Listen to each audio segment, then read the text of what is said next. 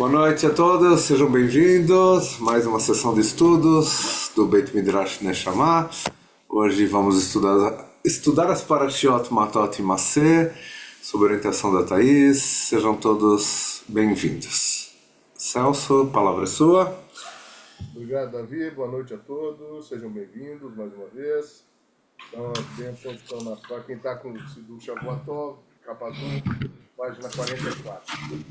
Baruch atah Adonai Eloheinu melech haolam asher kiddushenu v'mitzvotav la'asot v'divrei Torá. Amém. Bendito sejas tu, eterno nosso Deus, Rei do Universo, por nos santificar com tuas mitzvot e nos ordenar lidar com as palavras da Torá. Amém. Adonai Eloheinu et divrei Toratecha befinu ובפי עמך בישראל, ונהיה אנחנו וצאצאינו וצאצאי עמך בישראל, כולנו יודעי שמך ולומדי תורתך לשמה. ברוך אתה אדוני, המלמד תורה לעמו ישראל. Amém. Nós te clamamos, eterno nosso Deus, para que as palavras da Torá sejam doces nas nossas bocas e na boca do teu povo de Israel, para que nós, nossos filhos e os filhos da casa de Israel, todos nós, sejamos conhecedores do teu nome e estudantes da tua Torá pelo seu valor inerente. Bendito sejas tu, eterno nosso Deus, que ensinas a Torá ao teu povo de Israel. Baruch atah Adonai Eloheinu melech haolam, asher b'ha'banu mikol ha'amim venatan lanu et torato, Baruch atah Adonai noten haTorá.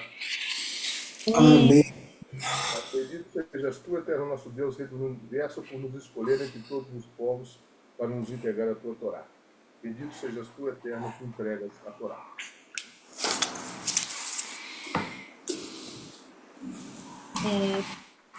Vocês me colocam como co-host para eu poder compartilhar o texto. Davi, Achei que ela já estava. Tá bom, yes, ok. Já está. E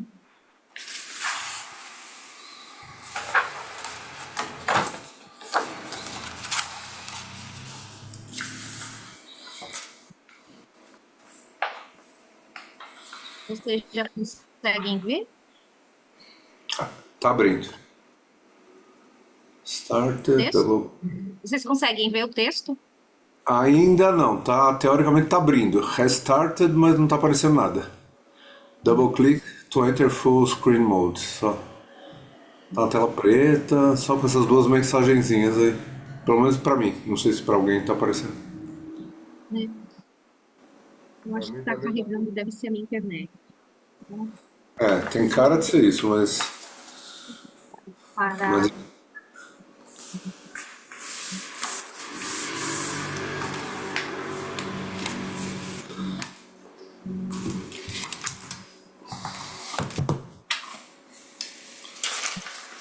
Internet mesmo.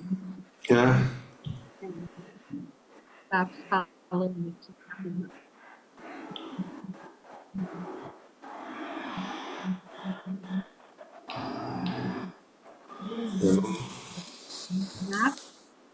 Não, continua a mesma coisa. Apareceu?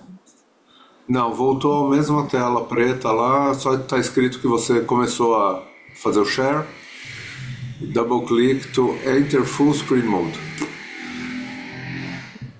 Não, ele está carregando o documento, até minha imagem está meio ruim, né?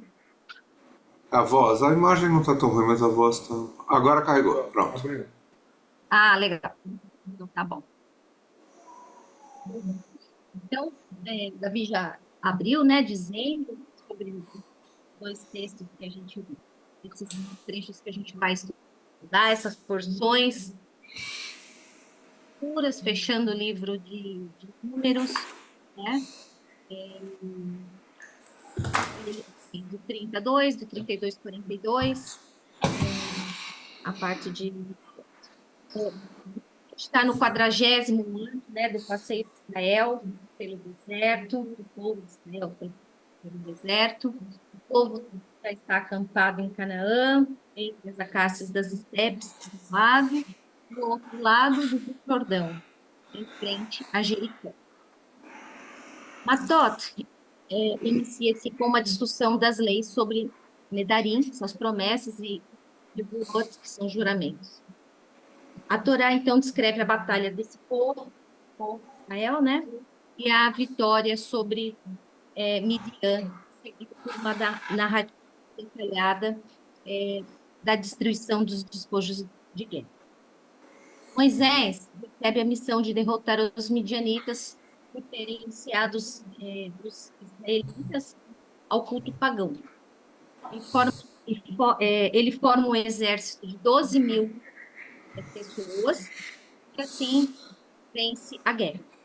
Depois da batalha, esses soldados, essas ferramentas são purificados com as cinzas da vaca vermelha para não contaminar o mexicano. Acho que isso a gente viu, né, na semana passada um pouco sobre isso. E aí, como que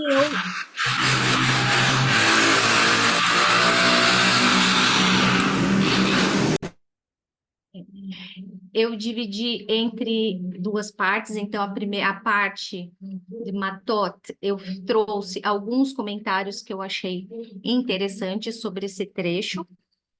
E sobre Macê, eu trouxe um texto para a gente ler juntos. Então, continuando.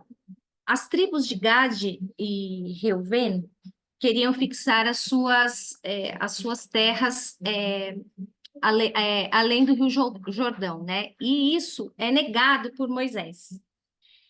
E o que acontece?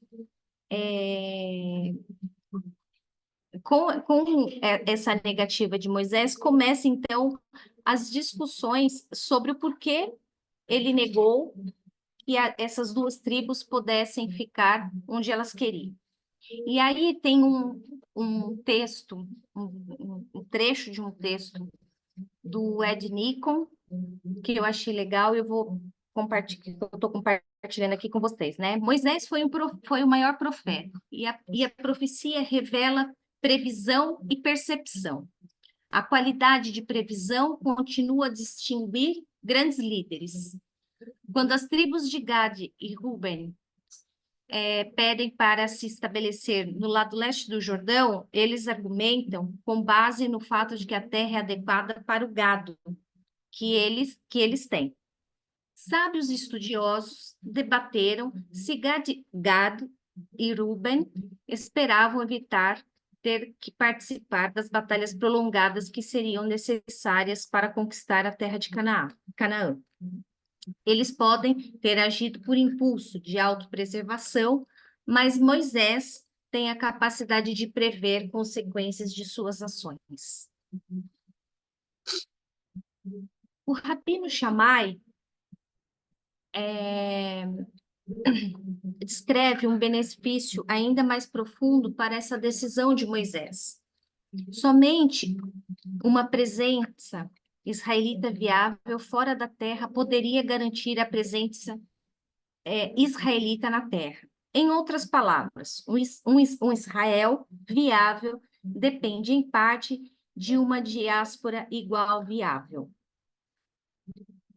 Deus, eventualmente, manteria essa promessa de exilar o povo da terra, e Israel precisaria sobreviver fora dela. Ter uma presença na diáspora iniciou o desenvolvimento de uma religião judaica não vinculada ao culto sacrificial, aos sacrifícios, né, do templo. Josué estabeleceu o altar mais próximo do lado oeste do Jordão, mas Deus deixa claro que isso é apenas para fins simbólicos. O serviço do povo a Deus teria que assumir alguma forma diferente dos sacrifícios. Neste caso, Moisés mostra a previsão única de um líder que é capaz de entender que planos e provisões devem ser feitos na chance de que as suposições nas quais ele está baseando suas decisões possam estar erradas. Ao fazer arranjos para que o povo entre na terra prometida, ele responde afirmativamente a um pedido que parece ameaçar o futuro do povo judeu na terra. Sua abertura a essa ideia, na verdade, assegura o futuro do povo de uma forma que ele não pode ter sido capaz de prever. A decisão crucial de Moisés, como líder, é aquela que permite ao povo assegurar a terra, bem como se adaptar continuamente no futuro. Periodicamente, é um sinal de saúde quando um líder comunitário questiona suposições operacionais e planos para contingência. E se eu estiver errado? No movimento reformista, o nosso compromisso é manter, né, os judeus israelenses e da diáspora. A Declaração dos Princípios do Judaísmo Reformista, aceita pelo CCR em 1999, diz, em parte, afirmamos que tanto os judeus israelenses quanto os da diáspora devem permanecer comunidades vibrantes e interdependentes. Assim como incentivamos os judeus que residem fora de Israel a aprender hebraico como uma língua viva e a fazer visitas periódicas a Israel para estudar e aprofundar seu relacionamento com a terra e seu povo. Também afirmamos que os judeus israelenses têm muito a aprender com a vida religiosa das comunidades judaicas da diáspora. Isso requer ação para fortalecer a vida judaica onde quer que um judeu viva. E convoca especificamente os judeus a melhorar suas habilidades em hebraico. Eu trouxe essa parte do hebraico porque eu achei interessante. Nas aulas da semana passada, o Davi comentou sobre a importância, né, para os alunos que estão fazendo o curso de judaísmo, a importância de ter o hebraico como uma língua para entender. E eu achei isso muito legal, esse contexto que ele traz dessa vivência e da língua viva. E aí eu pergunto a vocês, né, como líderes, como vocês agiriam, né? Como Moshe, negando, sendo mais cauteloso, ou sendo algo mais imediatista, uma pessoa, um líder mais imediatista, aceitando a proposta de um desafio, de uma ideia desafiadora, né? Guardem aí.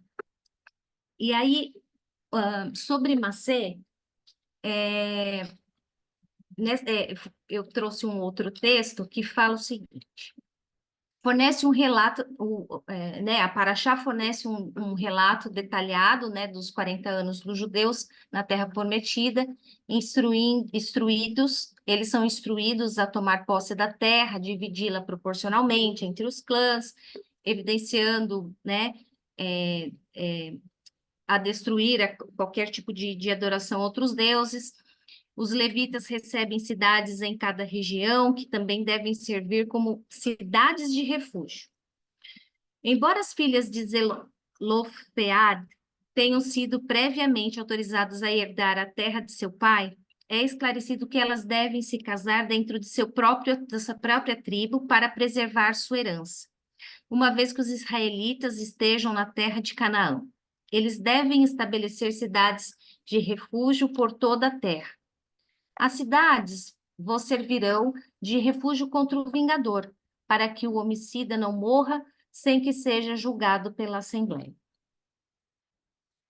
A ideia de Arei Miklat, as cidades-abrigo, foi um conceito inovador nos tempos de nossos ancestrais, pois uma grande variedade de ferimentos pessoais e morte, o povo do Antigo Oriente Próximo era vingado por seus parentes mais próximos. A palavra Goel, vingador, em nosso texto significa literalmente redentor, indicando a necessidade cultural de defender um senso de honra dentro do clã. Deus ordena que os israelitas implementem um sistema de justiça que proteja os seus cidadãos e permita um julgamento justo por parte de partes neutras e não envolvidas. Os anciãos das cidades de refúgio permitem que o assassino descanse antes do julgamento. Aqueles considerados culpados de homicídio não intencional receberão proteção e asilos contínuos. Embora as cidades estivessem no local para proteger o assassino acidental, elas também serviam para isolá-lo. O comentário do Rabino Claude afirma que De certa forma, o propósito mais importante era conter e isolar o pecado que havia sido cometido, pois matar era entendido como contaminar a comunidade. O assassinato de um ser humano, embora ocorresse sem má intenção, era uma lesão moral à comunidade total. Essa compreensão diferenciada exige que consideremos múltiplas perspectivas para as instituições bíblicas, em vez de aceitar o significado mais óbvio e superficial. A Torá se esforça para formar camadas de significado, esperando apenas que as descobramos.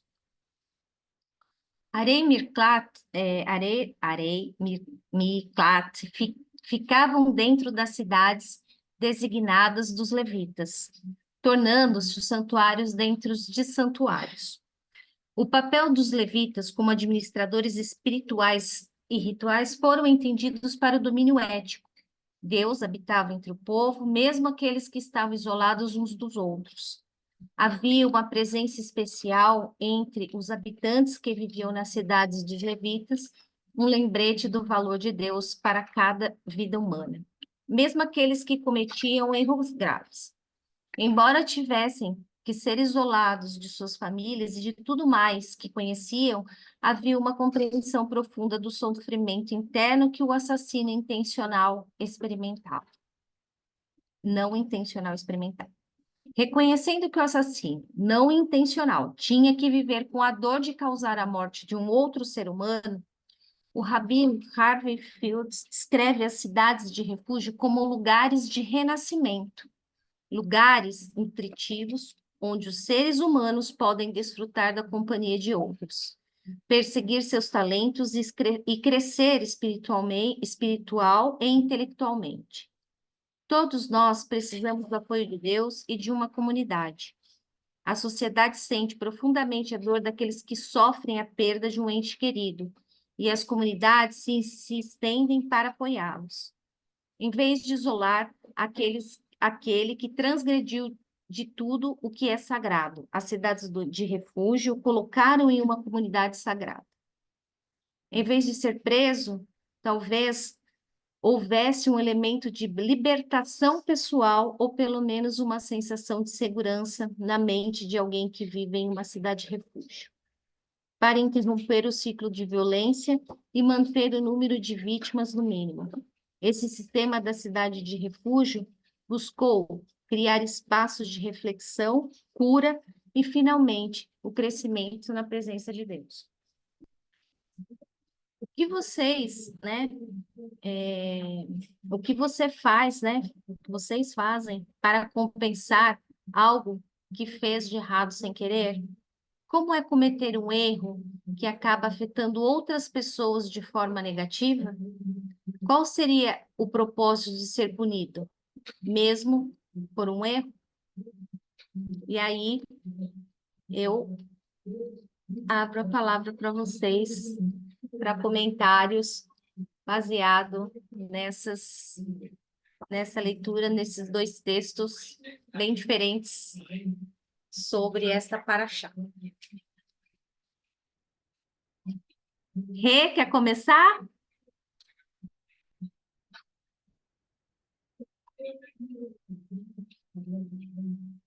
Aqui. Não, Thaís, só estou dando um alô para todo mundo, que boa noite aí. Mas gostei muito, muito, muito da sua proposta aí, dessas cidades refúgios, em vez de serem encaradas como punições ou como o que a gente pensaria hoje num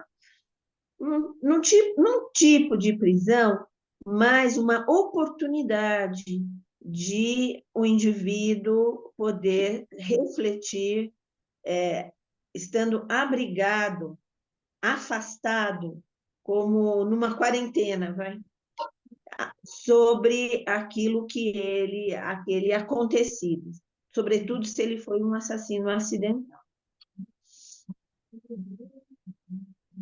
São aqueles processos de encasulamento e que depois eclodem num momento positivo. Concordo. Acho que é uma reflexão muito boa sobre isso. Eu acho que eu trabalhei por 4 anos no sistema, né, fazendo vistorias no sistema prisional, e a gente vivencia muito isso, né? Onde estamos errando como seres humanos, como pessoas, que queremos transformar essas pessoas que por N motivos, às vezes do mais pequeno, mas ela está ali pagando por um erro e se transformando não numa pessoa melhor, né? É, E esse é um compromisso que a gente tem como sociedade de tentar fazer essa mudança. é verdade. É isso mesmo.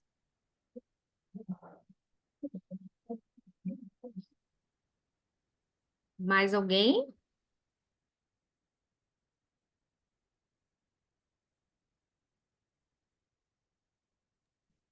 Acho que Brasília é essa cidade de refúgio, né?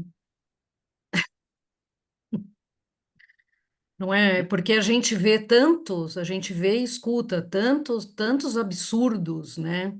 Que não tem, a gente não consegue explicação para tudo que a gente está vivendo, né? Como Mas é não sociedade brasileira. intencional, Estou Ali. fechando. Oi? Mas é não intencional É, o caso ali, né? sim. É que eu acho que tem de tudo, né? Aqui, né? A gente tem de tudo. Tem os intencionais, tem os não intencionais que entram na onda. Enfim, na hora me veio isso, quer dizer, de trazer para o nosso cotidiano mesmo, né? E eu concordo que o sistema prisional, ele não reabilita, né? Ele não dá nenhuma chance, né? E é interessante essa visão de que foi uma oportunidade, né? Essas cidades de refúgio, falando agora sério, né? É essa oportunidade, uma oportunidade real, verdadeira, até da pessoa fazer uma reflexão profunda, um auto-perdão, vamos dizer assim, né? E acho que, pelo menos a nível individual, a pessoa conseguia fazer isso. Eu não sei depois como era a inserção na sociedade da época, né? Mas é bem interessante mesmo. É uma boa proposta para quem quer se candidatar aí a deputado ou senador, né? Quem sabe? Essa questão da cidade refúgio, na realidade, ela era uma cidade para o cara se esconder. Era um esconderijo para que a família do morto não fingasse com as próprias mãos, né, a justiça. E era curioso, porque não tinha um período determinado. Era até o ano do jubileu, ou então quando morresse o sumo sacerdote. Fala isso na Torá. Ou seja, se o sumo sacerdote morresse na substituição dele, aí as penas estavam terminadas e o sujeito podia voltar para a cidade dele. E aí ele tinha que se entender com a família do falecido lá. A coisa era meio que funcionava quase como um adiamento de pena, mas quando ele voltasse para a cidade, sabe-se lá o que ia acontecer. É isso que eu queria acrescentar aqui. Na verdade, é isso que acontece hoje, né? A pessoa volta para o seu local de origem e ele não sabe o que pode esperar. Exatamente, exatamente. Ele vai ter que se entender com alguém de alguma outra maneira. E? Oi, eu queria fazer uma pergunta. A criação dessas cidades-refúgios, ela foi uma inovação para aquele tempo e para os costumes das sociedades daquela época? Será que a Torá teve nisso aí uma inovação ou ela seguiu um costume que era na época? Nossa, eu não li nada Eu da vida. também não. Eu Eu não- também não, mas eu imagino que naquela época é, se você cometesse ou, algum assassinato, algum furto, alguma coisa, você ia para as prisões reais, né, dos reis lá, às vezes até também sendo inocente também, né? Por exemplo, o José foi para a prisão por uma denúncia falsa, vai. Eu fico imaginando se esse sistema de cidade-refúgio teria sido um tipo de uma inovação que a Torá trouxe. Eu fico imaginando isso. Uma vez que ela dá a oportunidade, daria a oportunidade do indivíduo E se refletir, né?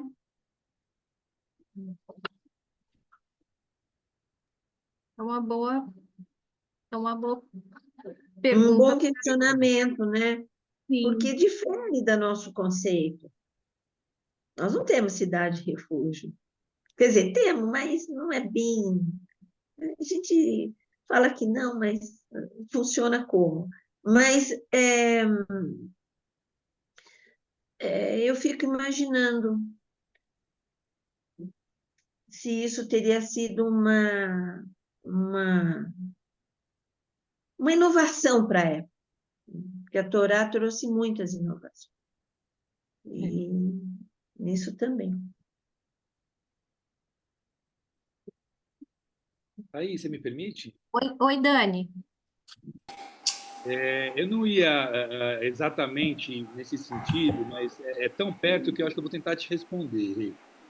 Eu não Tá. sei se é uma inovação ou não o fato da cidade refúgio, mas se a gente pensar na sociedade daquela época, uma inovação aqui é que o assassino não intencional ele é protegido.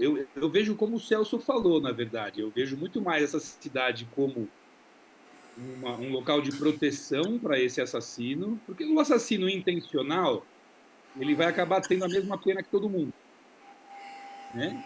Ainda nessa época, a pena para quem assassina é a morte. Pronto. Agora, você dá a chance do assassino não intencional se proteger justamente da vingança.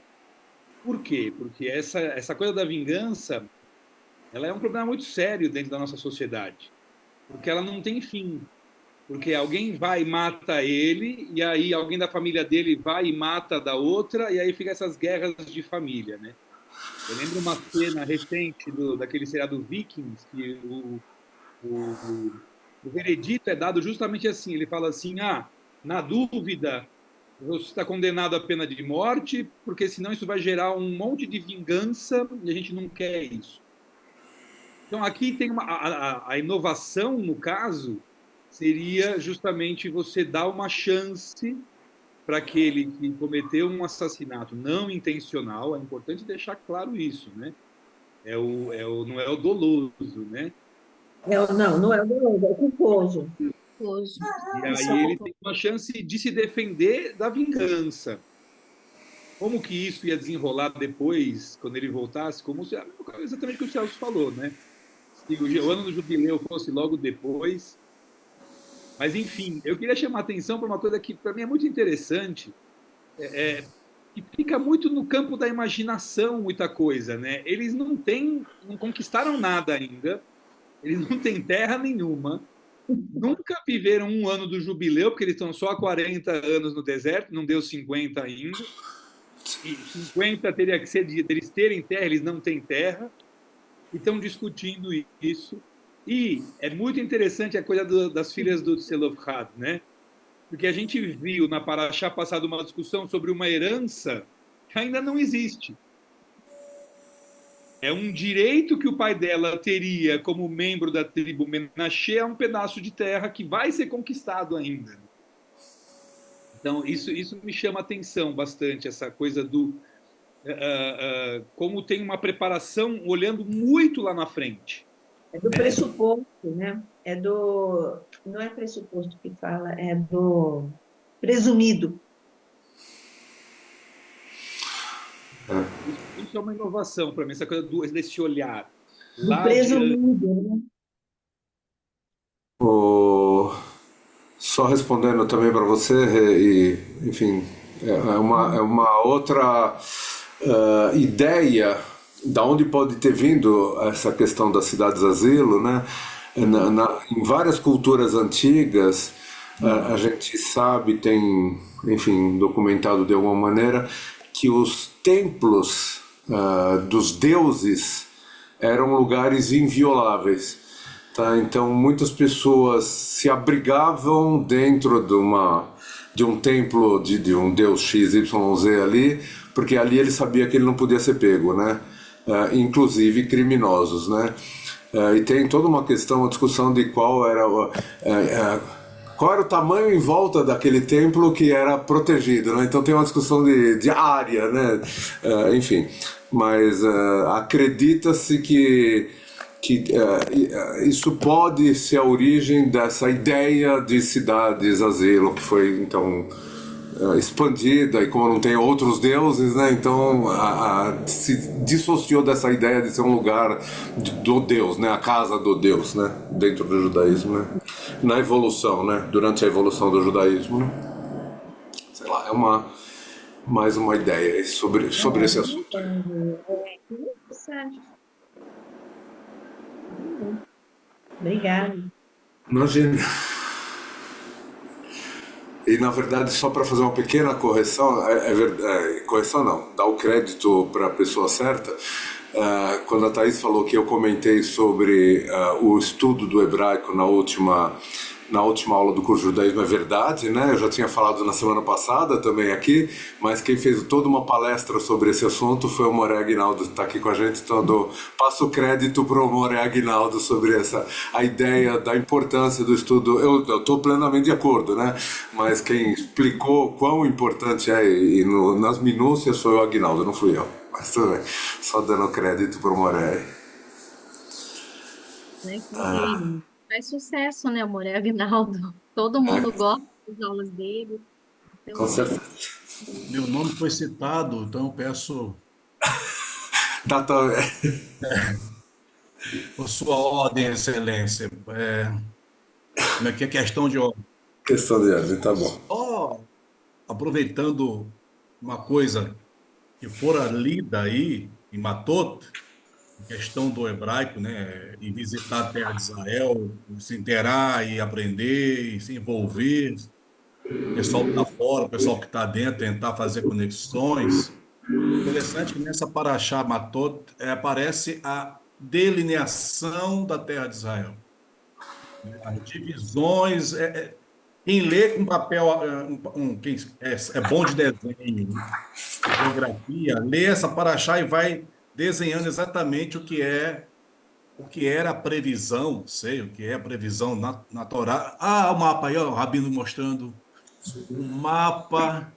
Peraí, E aí teve duas tribos, né? Acho que Reuven e Gad disseram: não, olha, eu posso escolher aqui a leste, nossos rebanhos é melhor. Não exatamente dentro, né? Mas a leste. E aí a Thaís falou sobre a liderança de Moisés. Moisés concordou com uma condição. Vocês podem ficar não exatamente dentro, mas a leste, ok? A condição é que vocês têm que ajudar o povo. E as batalhas internas, todas as loucuras que iriam acontecer ali naquela possessão de terra, as tribos não teriam só a vantagem de estar fora, mas teriam que lutar, né? Então, assim, eu acho que essa paraxá é bem. Estamos num período em que o povo judeu do planeta Terra está conectado de alguma maneira, seja de luto, seja em alegria, mesmo não querendo. A gente às vezes não quer saber de algumas notícias para poder ter um pouco de paz, dormir um pouco mais leve, mas você vai abrir uma mensagem, tem 30 fotos, então a conexão existe, querendo ou não querendo, mas alguns não entram muito no que você disse aí, né? Temos que tentar, dentro das nossas possibilidades, nossas forças, e a sociedade passa por um martírio Nossa religião não prega martírio, e se amar a vida, mas a gente precisa realmente azeitar essa conexão com um pouco mais de tefilá, um pouco mais de estudo, conhecer suas origens, valorizar realmente essa ideia de que alguma coisa eu posso fazer, por mínima que seja, mas eu posso fazer alguma coisa. Se você é mais de um movimento de mais intensidade de Kavaná, como a Kabbalah, juntar alguns salmos, não sei. Ou realmente fazer. Eu faço propaganda. Eu fui professor de uma faculdade cristã há, sei lá, 20 anos, batistas, e eu sempre que posso, eu estou dizendo, gente, visitem. Lá é bonito, lá é lindo, lá, olha a foto que eu tirei. Então, daqui a pouco saem caravanas, vão lá conhecer. Então, nós temos que fazer dinheiro chegar lá. O turismo é um caminho, as rezas é um caminho, não sei. Não estou aqui falando como professor de ninguém, estou só aproveitando a paraxá. Olha, você pode ter uma vida confortável fora de Eretz, mas ajude os irmãos que estão em Eretz. De alguma maneira, se você entende de poema, faça um poema e envie lá para um grupo que está lá, telefone, não sei, tem algo a ser feito, além de criticar que a pessoa chama de Bibi. Algo a mais além de criticar o Bibi. Eu também gosto de criticar, mas temos que fazer algo concreto. A Neshama tem esse incentivo que se faz sempre de, como sionistas que somos, nos comprometermos com Eretz, não somente nas horas alegres, mas nas horas que estamos vivendo essa hora. Então, Moshe concordou, ok, vocês não querem ficar aqui, vão ficar à margem, tá, mas vamos abraçar o povo e ajudá-los nessa conquista, né? Porque é necessária essa conexão, esse compromisso. Bem, falei demais já, mas é só porque a fronteira existe, hoje está diferente, sabemos isso. Quando eu sou provocado no meu serviço, eu sou professor também de língua portuguesa, pré-vestibulares, jovens, de um movimento um pouco mais radical, quando tentam me provocar para me fazer inimigo, eu tento ganhá-los para ser meus amigos. Argumentar não é ganhar e virar vencedor e você meu inimigo. Argumentar é pôr a mão junto e caminhar até o portanto, né? Portanto, podemos nos respeitar na diferença. Então, assim, é uma tentativa o tempo inteiro de não fazer inimigos, porque fomos provocados, a juventude, principalmente eu, no campo de pré-vestibular, sou provocado a ganhar inimigos, mas eu sempre tento ganhar amigos, transformá-los em amigos e mostrar uma coisa mais interessante e tentar quebrar esse ódio, sem querer romantizar o que estamos passando. Mas eu quero dizer o seguinte: como pessoas que moram longe, estamos à margem de alguma maneira, vamos tentar fazer essa ideia de Moshe na paraxá atual. Ok, vocês podem ficar à margem, mas ajudem seus irmãos. Obrigado, gente. Falei demais. Falou bem. Acho que a Renata queria falar. Não, só uma observação do que o Morê falou. Na verdade, esse pedido da tribo de Reuven e de Gad de querer ficar antes do Jordão teve uma fundamentação econômica, né?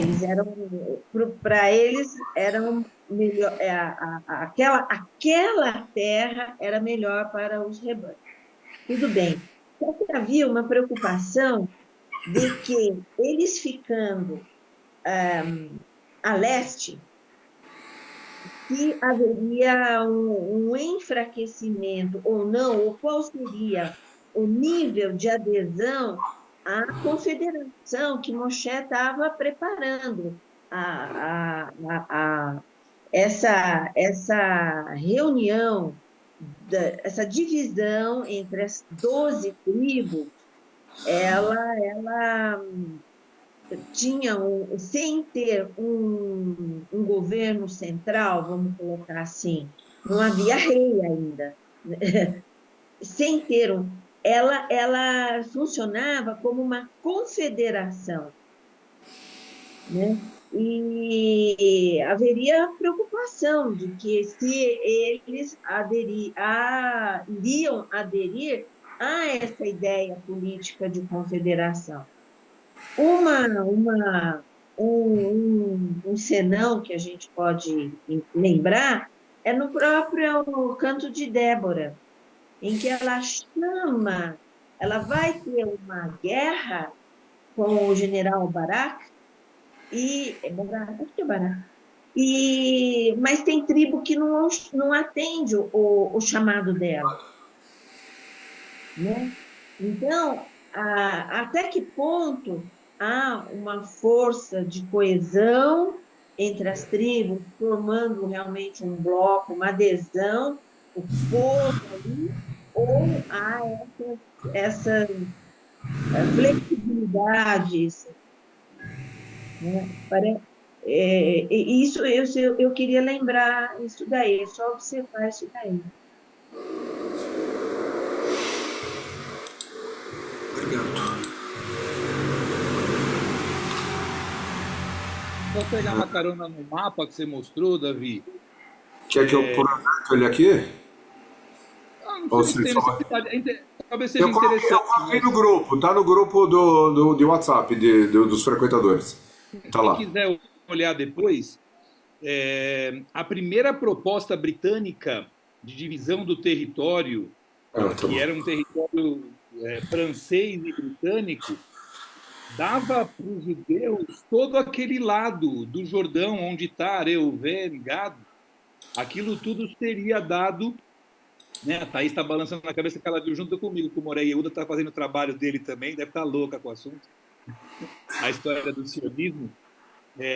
Mas aquilo tudo era para ser território judeu, né? Numa primeira proposta, antes da Jordânia ser criada. A Jordânia não existia ainda, né?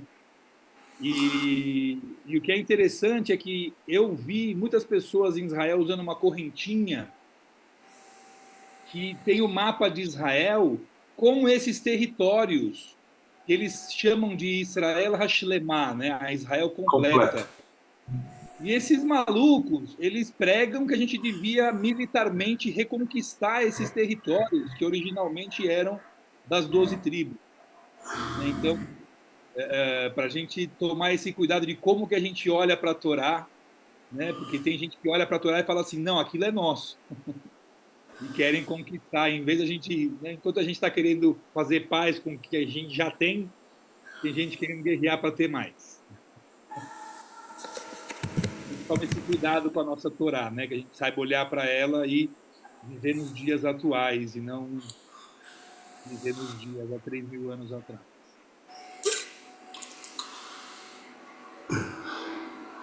Mais alguém? Deixa eu aproveitar um minutinho aqui só para fazer os nossos comerciais, mas se alguém quiser falar logo depois, já escreve a pergunta aí para não esquecer, ou comentário, tanto faz.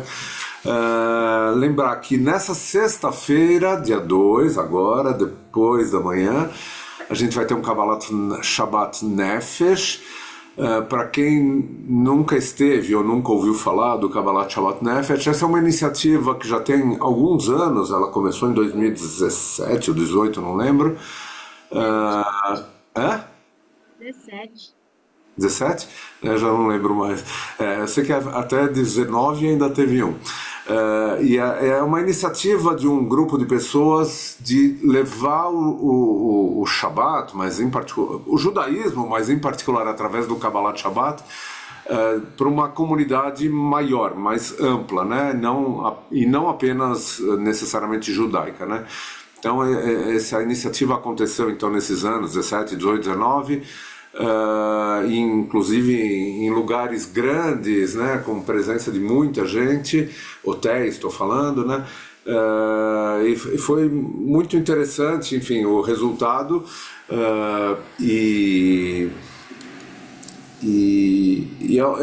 a iniciativa ela envolve uma parte musical muito forte, tá? Os detalhes eu posso contar um outro dia especificamente. Então, desde do ano passado, a gente começou a retomar essa ideia de fazer de vez em quando esse tipo de Kabbalat Shabbat. É baseado nos mesmos textos de um Kabbalat Shabbat tradicional, mas a dinâmica dele é muito diferente, tá? Precisa participar para entender. Então nessa sexta-feira vai ter mais um desse tipo de Kabbalat Shabbat, todos convidados em Higienópolis.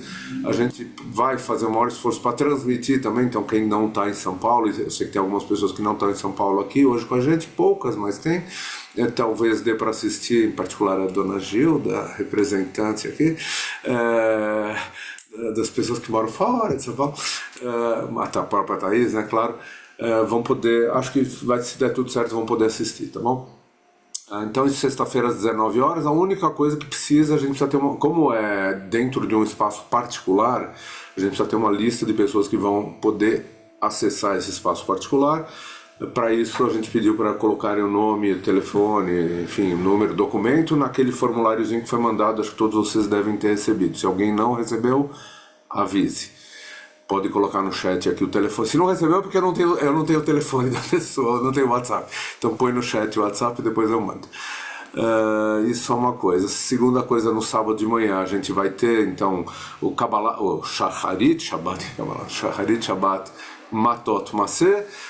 Vamos falar um pouco mais sobre essa Parashá, Parashiot, na verdade, e vamos ler um trecho não tão pequeno quanto eu gostaria, mas são várias, eu estou com um massinho de páginas aqui para esse Shabbat, mas em compensação a gente vai terminar o livro Bamidbar, ou Números, né, como a Thaís já comentou, e vamos pedir para que sejamos todos fortalecidos nesse momento tão difícil, como o Moré Aguinaldo acabou de comentar também, né?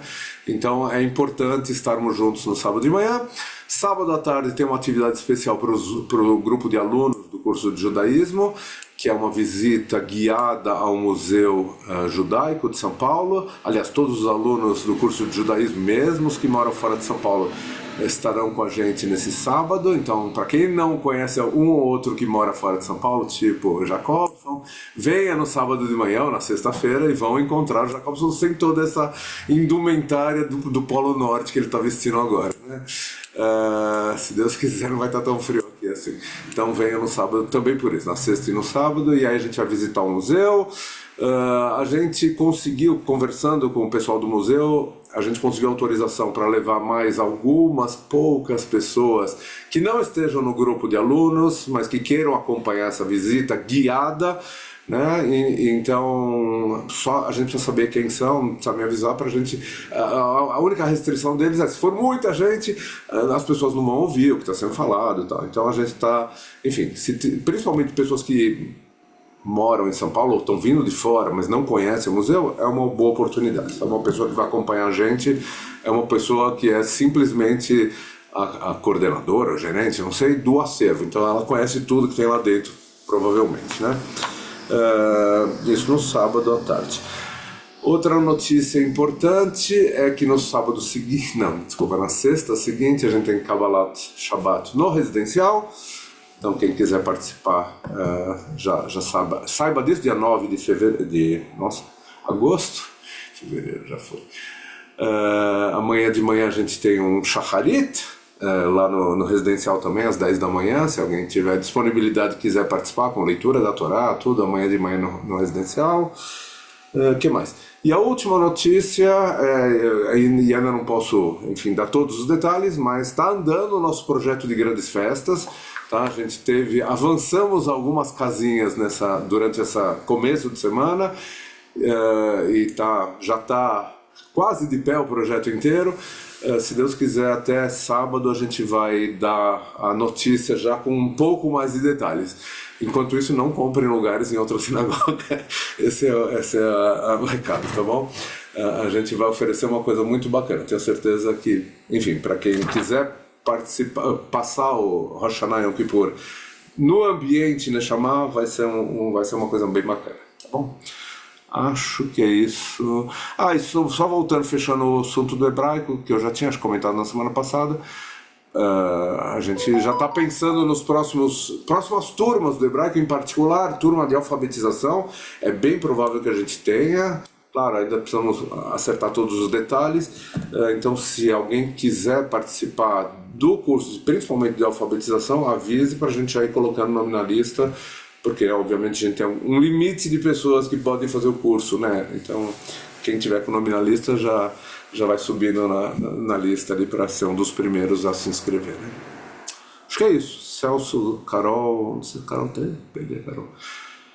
A Carol tá aí. Horário do Shacharit amanhã, Aqui. Qual Shacharit você falou?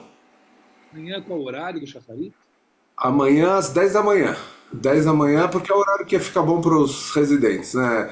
A gente normalmente marca 9h30, mas eles não chegam 9h30, então eu resolvi marcar às 10. E vai das 10 às 11h30, mais ou menos. Tem uma pessoa que não sei se está aqui na sala, que já me disse que vai, mas acho que não está aqui na sala ainda. Enfim, é uma primeira experiência que a gente vai fazer a pedido deles, tá? Isso que é interessante. E alguns deles pediram, puxa, a gente tem Torá, por que a gente não pode ler Torá pelo menos de vez em quando? Ser chamado na Torá, não ler Torá, né? Vai ser chamado na Torá. Então, é a primeira vez que a gente vai fazer essa experiência lá no residencial durante a semana. A gente já fez Rosh Hashanah, Yom Kippur, mas durante a semana nunca. Então, vai ser uma experiência interessante. Vamos ver quantos vão aparecer e quantos vão continuar dormindo. Vão voltar do café e vão para a cama de novo. Mas é isso, às 10 horas eu acho que a gente termina por volta de 11h30. Todos convidados, como sempre. Mais alguma pergunta? Tem uma última coisinha. Não sei se a Thaís está falando comigo. Tem uma última coisinha que nem sei se todos estão no grupo de frequentadores, acho que a maioria está, né? A gente decidiu, um grupo de pessoas do Neshama está indo para Buenos Aires para participar do encontro regional da UJR, a União do Judaísmo Reformista para a América Latina, agora 15 a 18 de agosto. E a gente decidiu fazer uma camiseta Neshama, né? Alguém teve a brilhante ideia, vamos fazer uma camiseta Neshama pra gente aparecer lá todo mundo vestido igual, né? E até combinar a cor da calça também, Carol, preto. Enfim, e ficou bonita. A Flávia Virgínia fez um design que ficou bem bacaninha, ela teve uma sacada bonita. Eu mandei no grupo, né? Quem não está no grupo não viu, mas a novidade é que se alguém mais, mesmo que não vá para Buenos Aires dessa vez, vá numa próxima, mas quiser ter a camiseta para usar nas festas, sei lá, na balada, na balada eu não recomendo. Enfim, em algum ambiente mais judaico, pode comprar, tá bom? A gente vai fazer um número que precisar de camisetas. A gente não encomendou ainda, só precisamos saber quantas camisetas a pessoa quer e que tamanho. E aí a Laila está montando a listinha, a gente vai encomendar isso provavelmente semana que vem.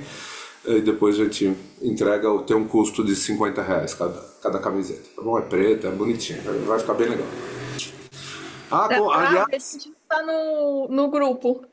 O que é? A gente não tá no grupo. Sabia que tinha gente que não estava no grupo.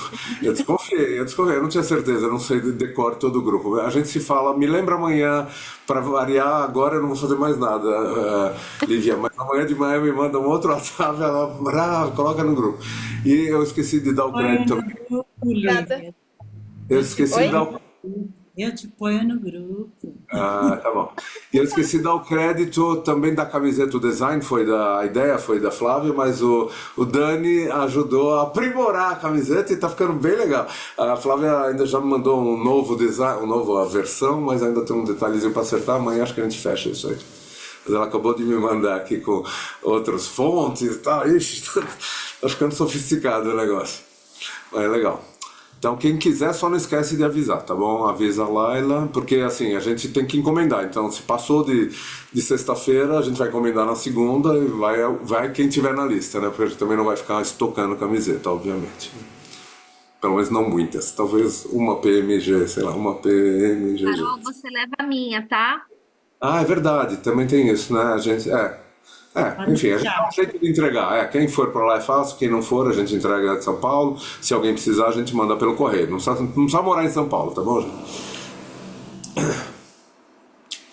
Mais alguma coisa? Dúvidas? Agora voltando a Parashá, as Parashiot, as jornadas aí. Essa é uma parte grande da leitura que a gente vai fazer no sábado, é isso, falando, fomos daqui para cá, de cá para lá, de lá.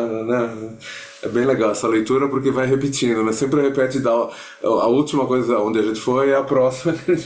Então, para quem está lendo, pelo menos tem essa facilidade de saber qual que é a próxima palavra, né? É igual à última. Enfim, obrigado. Então, Thaís, boa noite. Agora estou vendo que o Newton tá aí também. Paulo, que eu não tinha visto ainda, bem-vindo.